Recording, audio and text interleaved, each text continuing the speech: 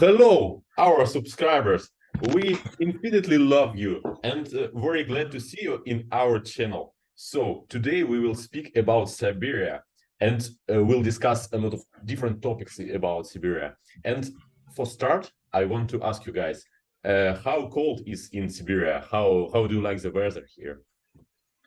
Well, as you can see on our backgrounds, the temperature in Siberia differs in summer and in winter significantly.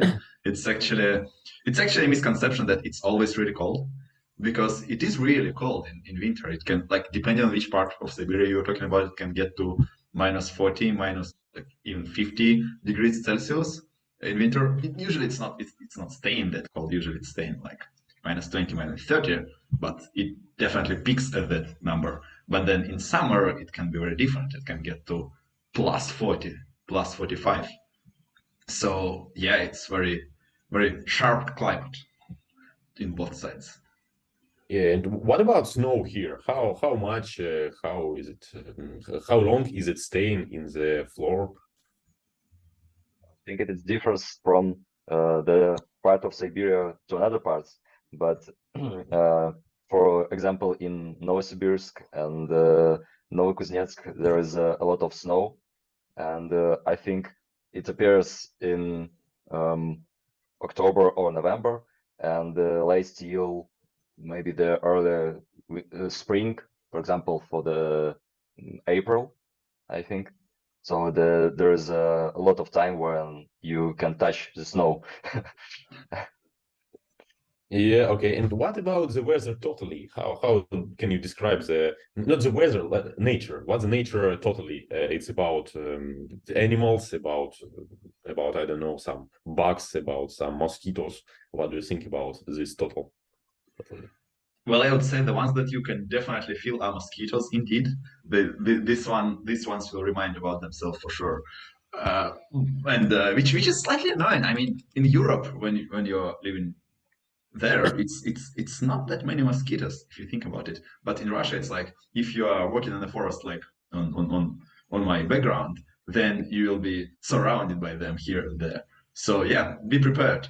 Then there are some, yeah, you need to practice this kind of dance, and you need to yeah. There are other animals as well. There are some stranded dogs in the streets that you will find.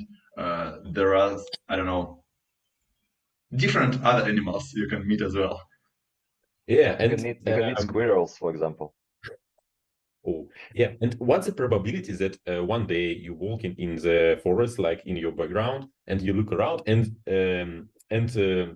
unexpectedly see the big bear that go to your direction and say, "Hello, my name is Bear." What's the probability of the situation? I think, as with other cases, like estimating the probability is not that easy. but but I can just get some data from my friends, and now none of them has experienced it. So I guess the probability is quite low, even though in some dense forests there are for sure bears footprints, and yeah, you can definitely smell the bear's presence in there. But better not to go to this like really wild places, I would say. Mhm. Yeah, if you're going to some hiking or just traveling in the forest, in the wild forest, of course, you can meet the bears. You can meet the other animals, wild animals too. But I think if you're living in a side of the city, there it's hard to meet such animals because Yeah, they're and afraid of the some I don't know, airplanes, the noises and other stuff. yeah, and I think especially bears are scary in spring when they are just waking up and they are hungry. Yeah. Yeah, if you're going to some hiking in the wild area, I would say please double check that there are not many bears around. Because while I said I did not have experience with my friends getting in any situations, I know that there were like rumors, oh, like this popular hike, the bears are operating there this spring, so please be careful. So yeah, double check it, especially in spring. Yeah, there's special people who control it and who you can ask to this information to get this information, I think. Okay. Okay, so we now know almost everything about weather, about nature in Siberia. Let's go to the next topic. We now need to discuss education in Siberia. What do you think about education level, about people living in Siberia cities?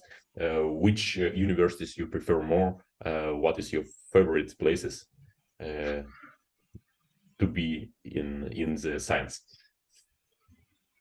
So I would say that our education overall is everywhere in Russia. So if you are from a small town, then you will not get a great education.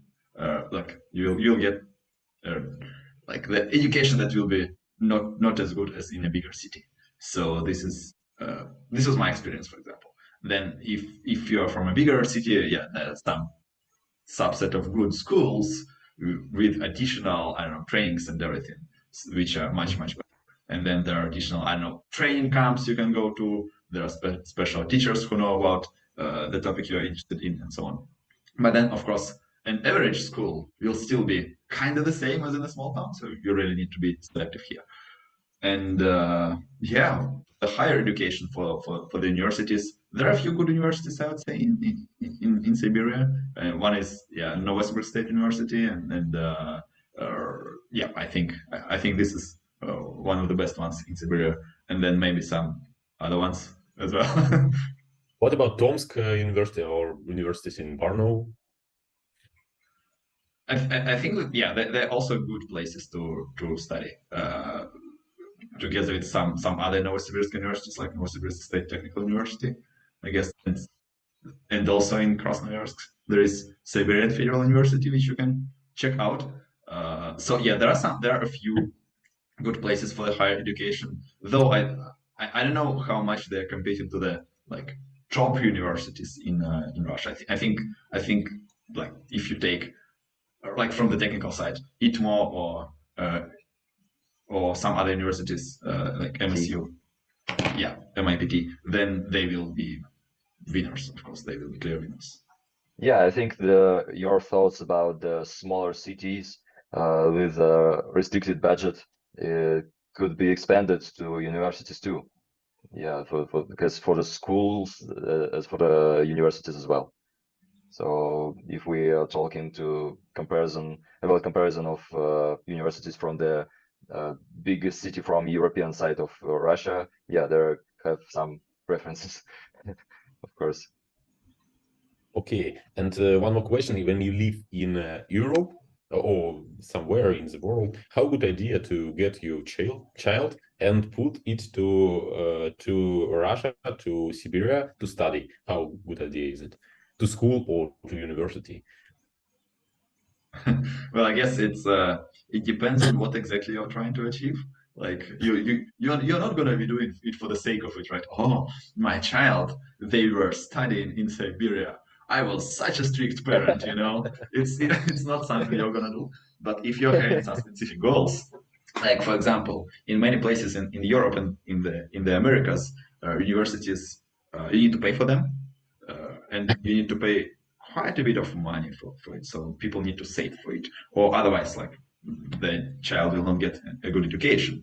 And in that case, checking out some countries that do not have fees for the universities could be a good idea.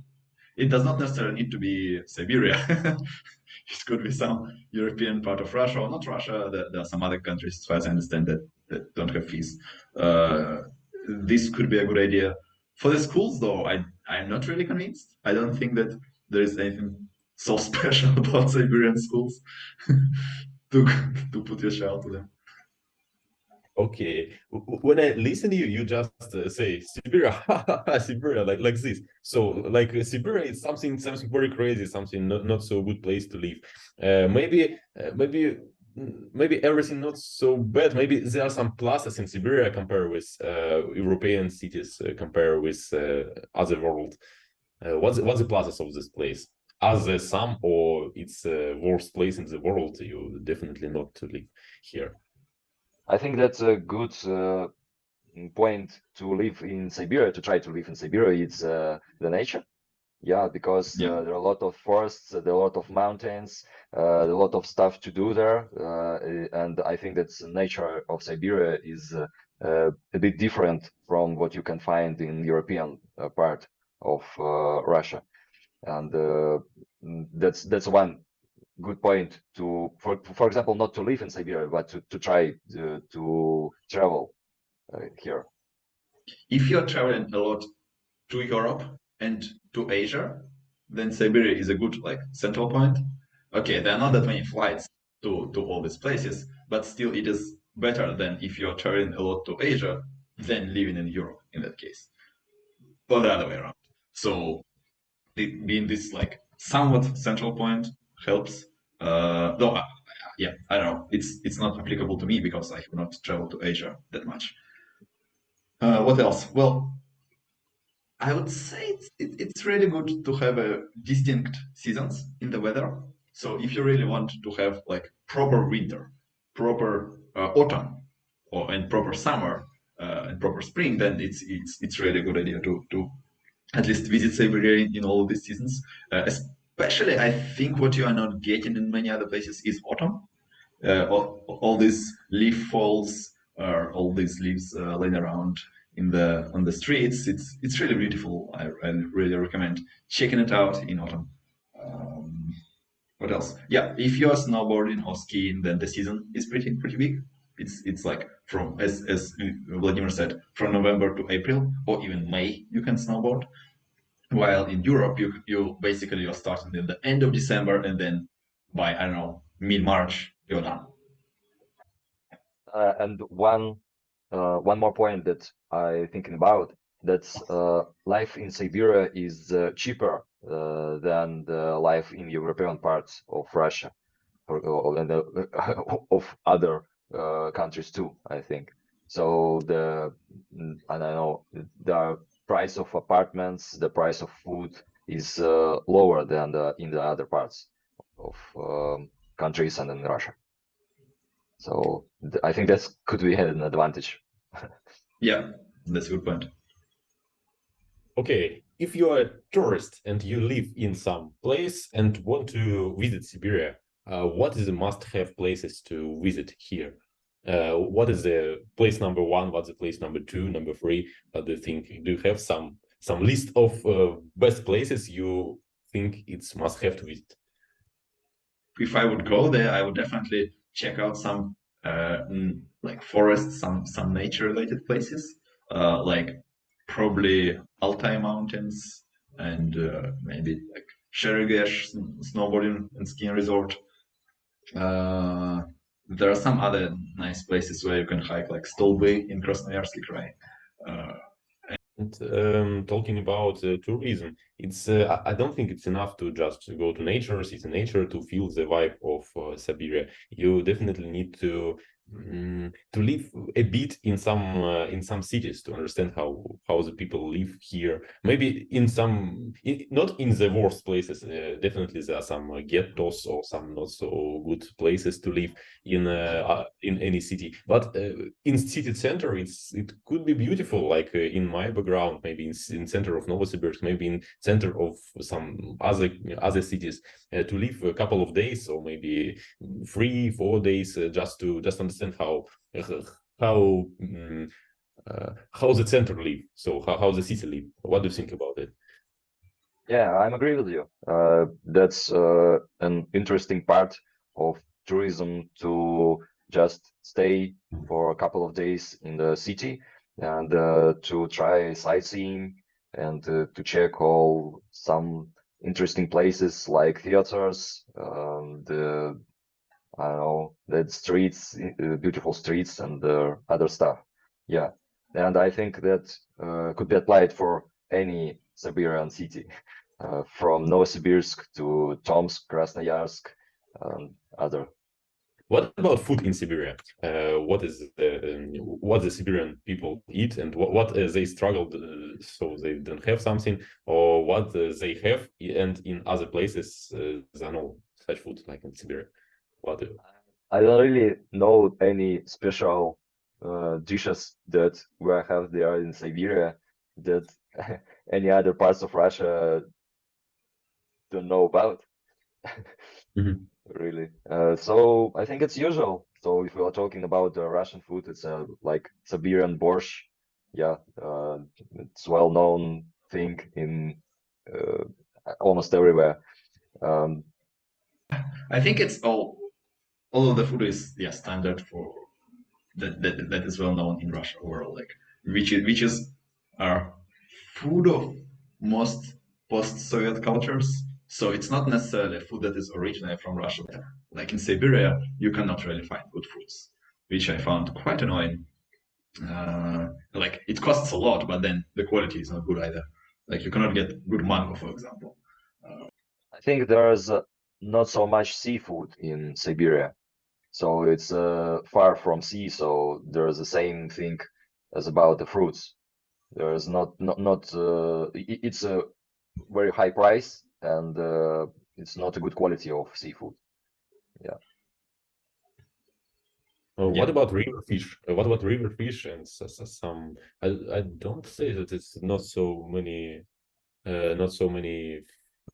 fish in Novosibirsk because it's because they're river fish. Okay, and so what about kaki fruit? What do you think about it? Yeah, of kaki fruit is definitely there. So if you are hunting up for the kaki fruit, then you should definitely go to the airport now and get the tickets to Siberia and find the sought for fruit. Mhm.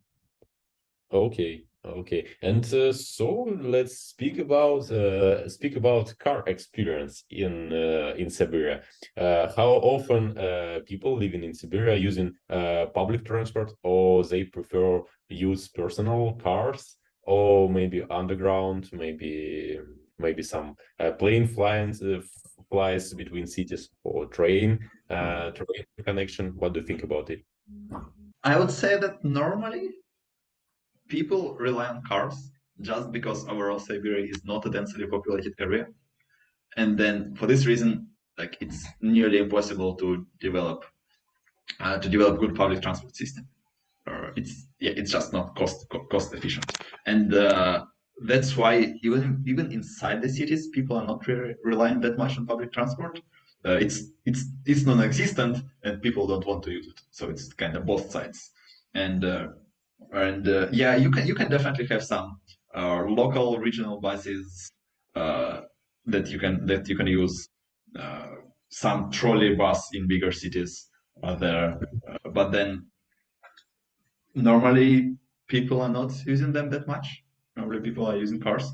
Okay, in bigger cities, people are using public transport because it is there. Even some cities are even having underground. But yeah, it's only in big cities where it is the same as in European cities, I would say. Like in similar European cities. While in small towns, it's not the case. And between the cities, people are not really yeah, people, if it's a small distance, people again would fall back to car normally. And if not, then there are mostly trains that are covering the local network.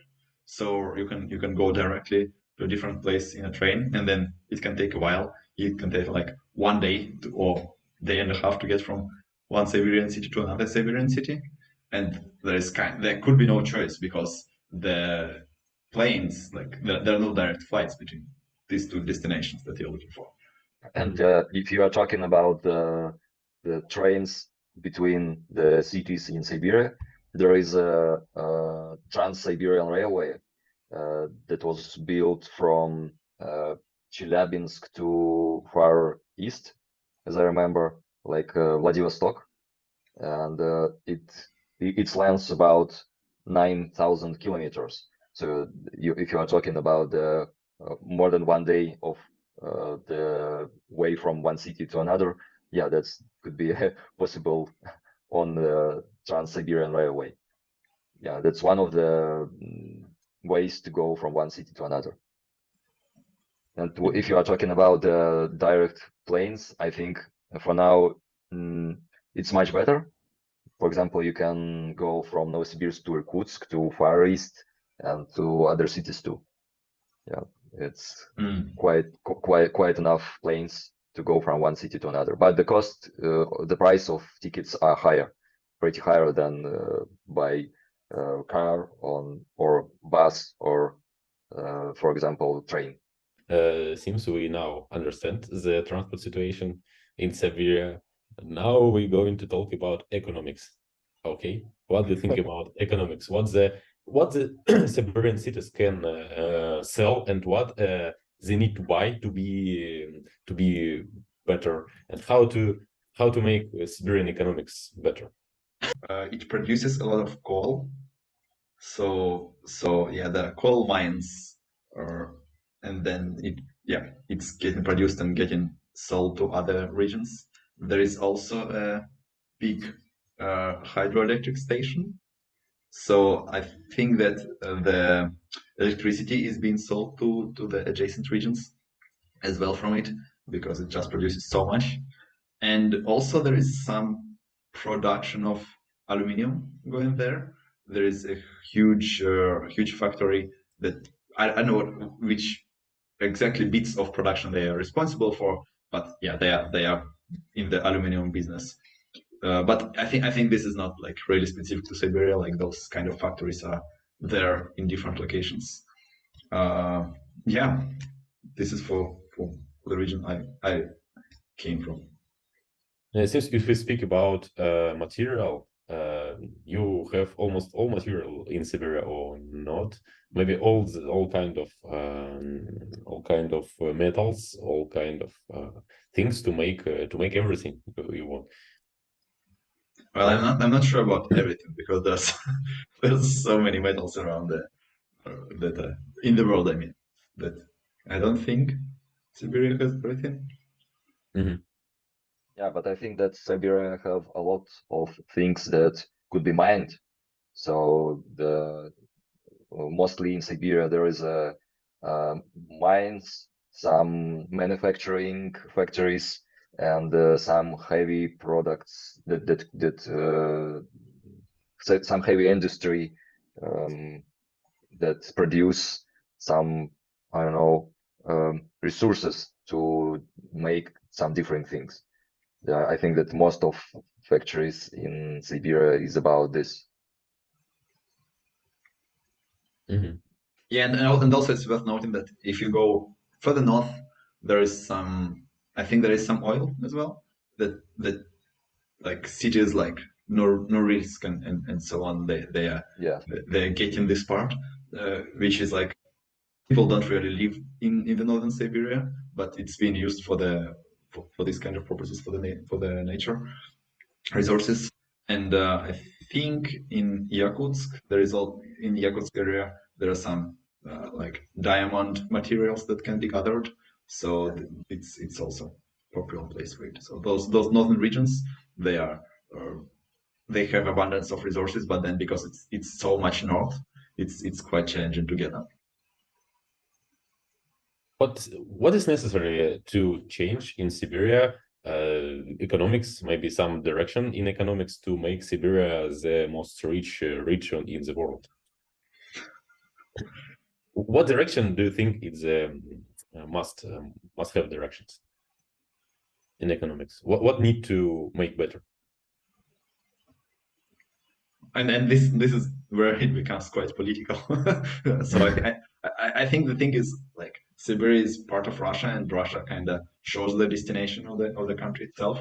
Like currently, there are some policies that are like companies that are even registered in Siberia. They're not necessarily paying taxes there. The like significant amount of money goes to the center, and then it's been redistributed. So even if Siberia like gets a lot from its resources, even if it's producing a lot of things, it does not necessarily make Siberia the biggest economy or something. So this is, I think, a significant challenge. Are you a big fans of hockey club Siberia? I'm not really a fan of the hockey itself, so I can't say that I'm a fan of the hockey club Siberia, just because I don't like hockey. I think it's a good sport, but I'm just not a fan. Mhm. And here I will take out my scarf. Let's see what it says. Ooh. You see, it does not say Siberia in it, so I'm not a fan of Siberia Hockey Club. I suggest stranger tourists to go to hockey match. As someone who have never been there, I definitely recommend to check it out. And then talk to you if it's interesting or not. Yeah, please, if you have been to a good hockey game, please drop your comment in the description. Okay, seems we are not very professional at this. Okay, let's make conclusions. A couple of Well, words. Siberia is good. Siberia is good, yeah, It's good, yeah. It's good. It's not perfect, it's good. but could be better. But could be always better. Okay, bye. See ya. Bye. See you in the next podcast. See you soon.